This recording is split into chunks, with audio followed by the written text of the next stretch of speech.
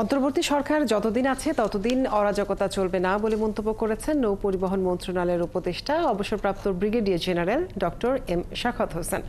শুক্রবার দুপুরে ভোলার দৌলত খান বীরশ্রেষ্ঠ শহীদ সিপাহী মোস্তফা কামাল লঞ্চঘাট পরিদর্শনকালে তিনি এসব কথা বলেন।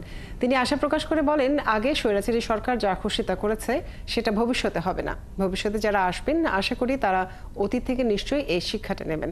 উপদেষ্টা জানান, ঝড় বৃষ্টিতে মানুষ যাতে নিরাপদে লঞ্চে উঠতে পারে তার জন্য বিশ্বব্যাংকের অর্থায়নে ভোলা জেলায় মনপুরা সহ বেশ কয়েকটি ঘাট নির্মাণ করা হচ্ছে। এই বছরের মধ্যে কাজটি শেষ হবে। পরে তিনি তজুমুদ্দিন লঞ্চ ঘাট ও ল্যান্ডিং স্টেশন নির্মাণ কার্যক্রম পরিদর্শন করেন।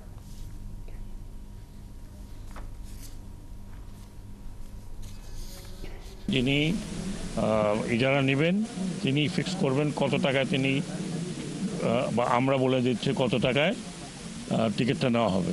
আমি অনেক অভিযোগ পেয়েছি, 5 টাকার জায়গায় 10 টাকা নেয়, আবার ব্যাগ নিলেও তার উপরে পয়সা নেয়, সুটকেস নিলে তার উপর পয়সা নেয়।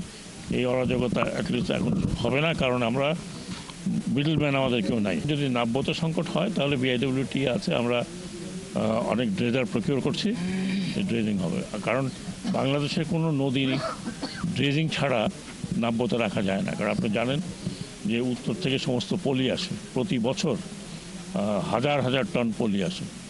এমনকি আমাদের বড় বড় নদীতেও খনন করতে হয়।